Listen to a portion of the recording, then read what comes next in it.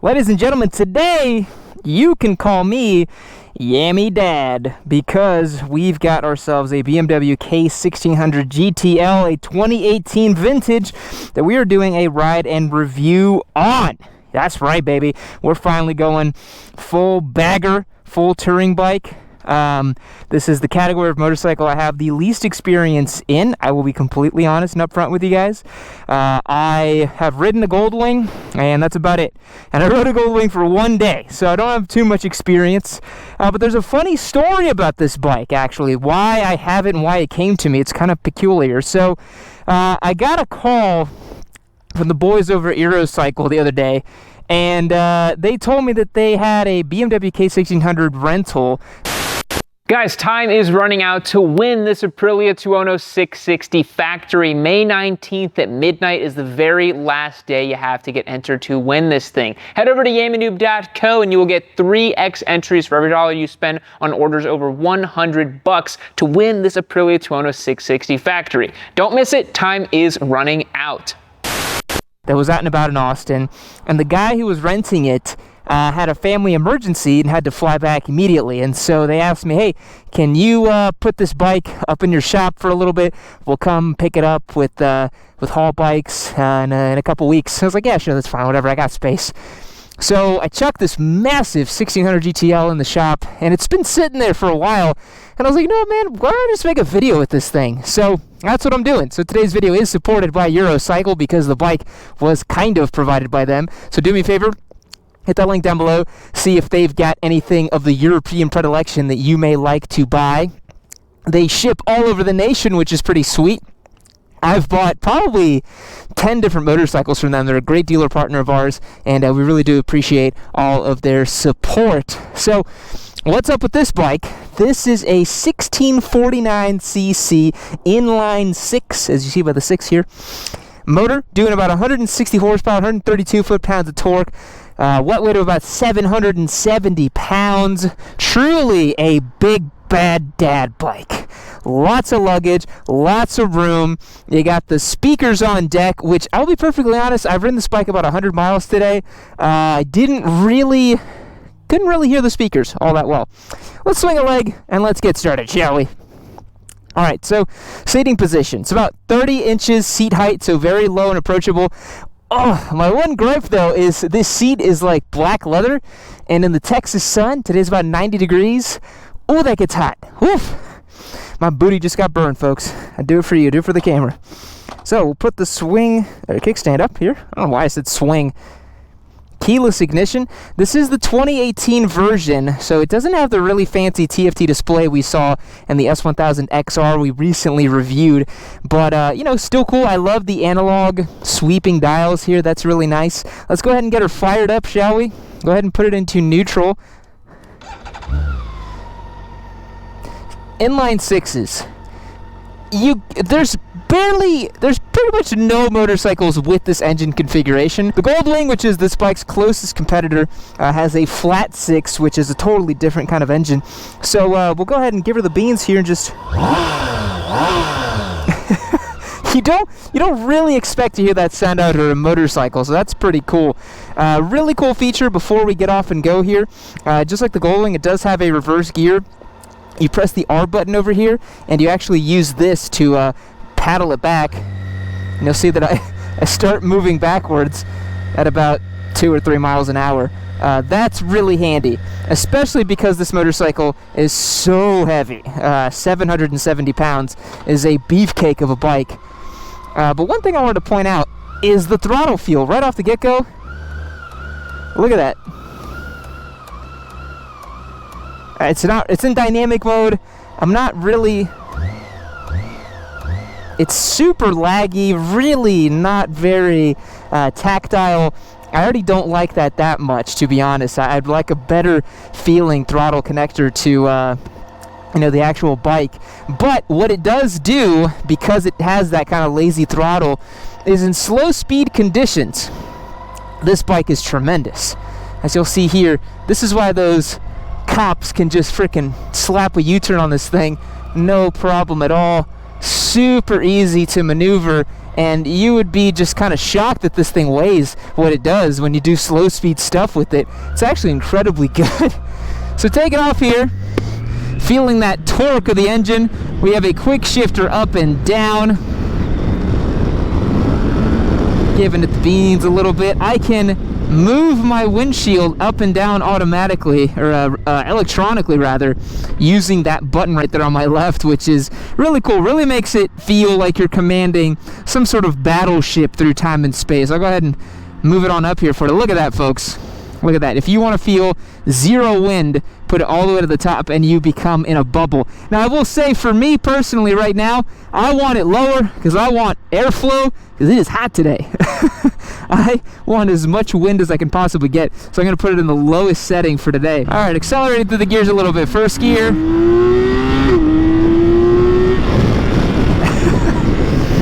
So because it's a BMW straight 6, at the top end of the register, it actually sounds a lot like a old school BMW like E46 M3. That's actually kind of cool. It's a really nice, crispy, smooth sound up at the top from this thing.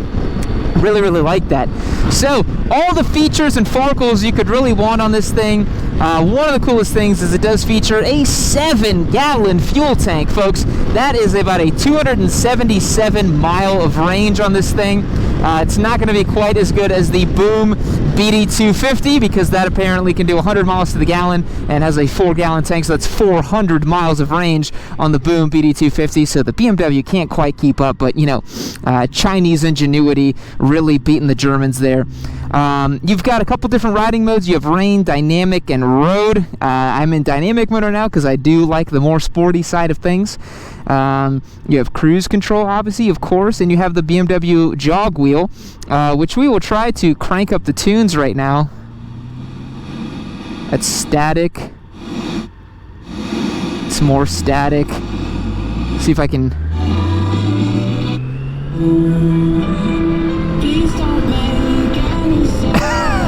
And we just got copyright strike because I'm pretty sure this is some Aerosmith song. So with the helmet and headphones or earplugs, I can kind of hear what's happening, but to be honest, I'm just going to crank this down because I'm being a nuisance to everybody around me, and I would rather just put it on my Cardo headset and listen to it that way. But man, the coolest thing about this bike is the fact that you can just slap on an infinite amount of miles. This is the most comfortable riding experience you can have.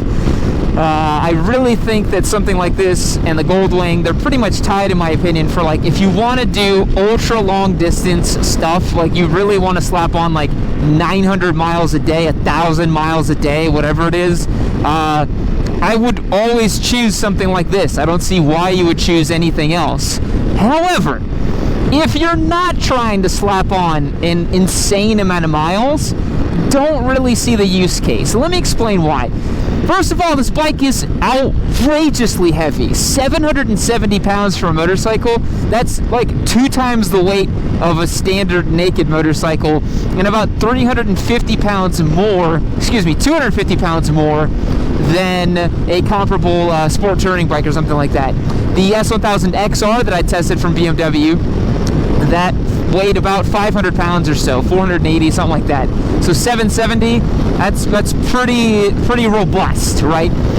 And if you're not really just trying to slab up on the highway, I don't think the comfort is that much better than a sport touring bike. I find the ergonomics to be a little awkward. I've always found that I don't fit that well on these touring bikes. I find them to be a little odd because they kind of want to do the laid back thing, but the reach to the bars for me is like my arms are perfectly stretched out, and I'm about 5'11", 165 pounds. I'm a pretty average sized human male. I'm not really that tall. I'm also not short. I'm pretty much right in the middle, a little above average if I remember correctly for the global average. My weight is definitely lower than traditional Americans. I'm pretty positive about that, but I don't really fit on this thing. This bike was definitely not designed with someone like me in mind. I think it was designed for a much larger, much bigger rider. So something to think about for sure. So yeah, I find myself with the same level of comfort, really, as I would on a sports touring bike as I ride on this thing. The foot position is mid-mounted, which I really appreciate. I know they make, I think they make like a Grand America version of this, or an America version, and I think it has forward foot controls, but I don't get along with foot forward controls on a touring bike. I think on a cruiser, it's cool because it's like that's what it's about, but on something like this, it would be extremely awkward to have foot forward controls.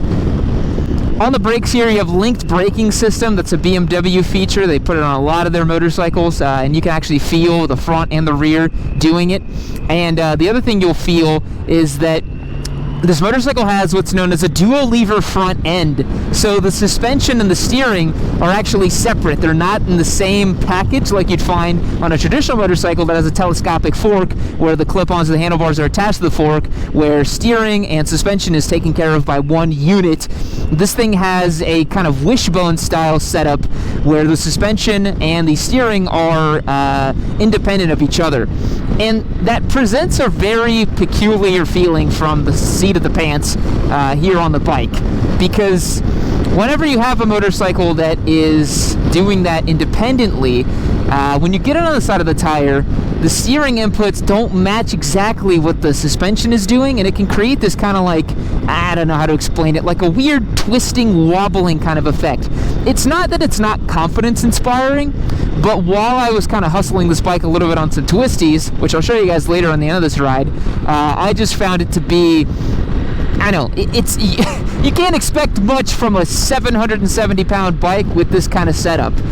It's never going to be a direct feeling, tactile motorcycle. It's always going to feel a little more car-like.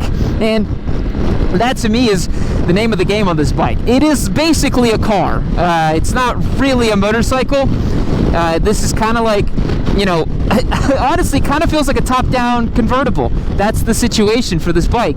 Doesn't really feel like a motorcycle that is, you know, like direct and tactile and engaging to ride. When I put the windshield all the way up, I'm not even kidding, I'll put this windshield all the way up, you guys will probably hear the lack of wind in my voice, and I might as well be in a Miata or something like that. I don't really feel like I'm on a motorcycle per se. I definitely feel like I'm very insulated from the elements, and this bike is just kind of taking care of me. And I get it, that's the point of it, and the whole name of the game on this bike is to crush long distance miles, which it will do happily. There's no world in which you're going to get this bike to do transcontinental stuff and be disappointed. If that is your use case for this machine, you're getting it so that you can literally go out and do thousands of miles, go for it, man. This is the bike to get. This or the Goldwing. Pick whichever one you think looks cooler and go for it. But this is a solved problem. It's a rat trap. It is completely known how to do this. However, again, like I said, if you need a little bit more out of your motorcycle, if you're looking for something you can hustle around the twisties, you can maybe take to a track day here and there, not even track day, maybe you're going to like the twisty mountain road ride with your boys, man, maybe you want to do some light touring. This is too extreme in the touring side of things, in my opinion. It's not balanced enough. This motorcycle is way too touring focused, to the point where, like I said, you start getting it up, and I just find the throttle to be not very responsive. The handling is a little ponderous. Like, it flicks over surprisingly fast. Actually, a little too fast because of how big it is. But I don't know, man, it's not very confidence inspiring. Great sound though, I have to admit. Inline 6, I mean, come on, this sounds awesome. It sounds so sick. Go ahead and just wind out third here a little bit. That's cool. You know, that's cool. I have to admit, that sound, that feeling, it's very cool, you know? Straight 6, baby. Alright, let's drop this windshield because I feel like I'm not even freaking riding a motorcycle. it feels almost dangerous, but again, if you're slapping for a big long period of time, I guess that's better, you know. But therein lies the question. Does it make more sense to jump on something like this and destroy 2,000 miles in mostly straight lines, which is what we have here in the United States, okay? If we're being completely honest, guys, big touring here in the States is just straight flat roads. That's really what it's all about here, you know. It's not like in Europe where you can do country-to-country touring and it's twisties and mountains everywhere. And I mean, our interstates are gigantic and they're mostly straight. So does it make more sense to take a bike like this and go on a route like that? Or does it make more sense to just trailer your sportier bike to your destination and then plan a route around that? Or you fly there and rent a bike that's a little more sporty? I don't know. I understand that there's different strokes for different folks. You know, you'd want to jump on this and, you know, if you want to really crush miles, that's what you would do with it. But I don't know, from my perspective, where I'm sitting, I still would rather have an ADV bike or a sport touring bike. This proper touring thing, I don't know, dude. I don't know about all this. Twisty's impression on the K1600 here. It's a lot of bike, man. A lot of bike to manage. And I think it works best if you just do the whole ADV bike thing where you just sit in the middle of the seat and you just kind of give the inputs in that way. It seems to like that a little bit more. A lot of engine braking. I think since it's such a giant engine, 1649 cc's, you know, a lot of engine braking, which isn't a bad thing because you do want to get this thing stopped. Not a bike you'd really want to ride hard, but we'll definitely dance to the twisties. I mean, I've seen Goldwing riders and GS riders doing all kinds of crazy stuff with their bikes. It's like almost like a rite of passage. You see Goldwing guys crushing it on the tail of the dragon, right? It's definitely a thing. Watch for these clippings. All right, we're good. So red line's at about 8,500. It doesn't feel fantastic getting there, I'm not gonna lie. And it's not the most confidence-inspiring thing. Like, it will do what you ask it to, but I don't think it's the most responsive, the most fun thing to do this with. So yeah, that dual lever front end, it gives a bit of a vague feeling. I find the throttle to be very muted. So, I mean, it's kind of like if you have to do twisties with this, it will do it. Still a two-wheel vehicle. We'll still get down the road with it. It's not what I'd call, you know, fun, inspiring, or interesting. It's kind of like, oh, it'll do it if you have to. And again, I think that if you're coming to motorcycling and you're trying to just take all the edge out of it, it can be a little boring. You know, it can be a little boring if you've dialed out all the edge out of your motorcycle riding, and you don't really find the purpose in it. And it's peculiar because, you know, it does basically the same thing the Goldwing does, and the Goldwing is a really impressive motorcycle, and this is too, in the same way of, like, you know, it's buttery smooth and ultra quiet and super comfortable, and all that's really great. And it reminds me of, like, when I bought my first like, you know, properly spec'd out pickup truck. I had a Nissan Frontier for a long time, and then I got a 2021 Ram 1500 Limited. So with all the bells and whistles, the super nice interior, and I was blown away by how freaking nice the thing was. You know, it was so nice on the inside, and I was just really impressed with how good it could be. And this is kind of like the same thing. If you're looking for very long distance touring riding, you'll be shocked at how good these bikes are at doing just that. They are phenomenal. They are outrageously good at carving up miles and doing that whole thing. All right, no review would be complete without a nice spicy little acceleration.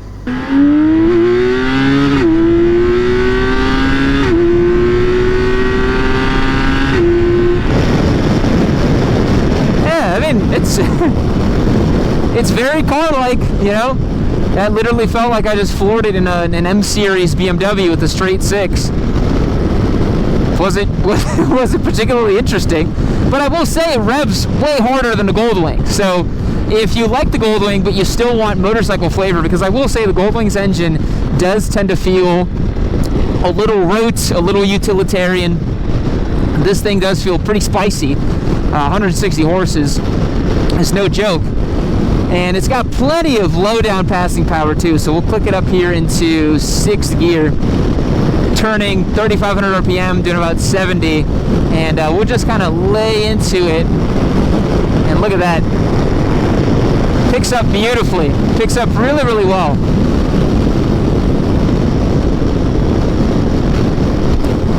So yeah, my final thoughts on this bike, man. I think you have to be a very, very specific client and very specific user base to buy this thing and to get this thing. If you want to do any other riding other than big ass long distance touring, don't get this thing. You should get something else. However, if you're trying to slap down, like I said, 2,000 miles in 3 days, trying to cross the country, can't go any better than this. I mean, what would you get that's better than this? Not really much, in my opinion. So guys, that's going to wrap up my review on the K1600 GTL. Pretty sweet machine. I liked it. It's not really for me, but I do appreciate what it can do. Thanks so much to the boys over at Eurocycle for supporting today's video, by accident, I guess it were. And we will catch you in the next one. See you later. Man, this right here, that's the coolest thing I've ever seen. I didn't want to admit it, but it's the coolest thing ever. I mean, can you guys think of anything cooler than this thing right here? I can't.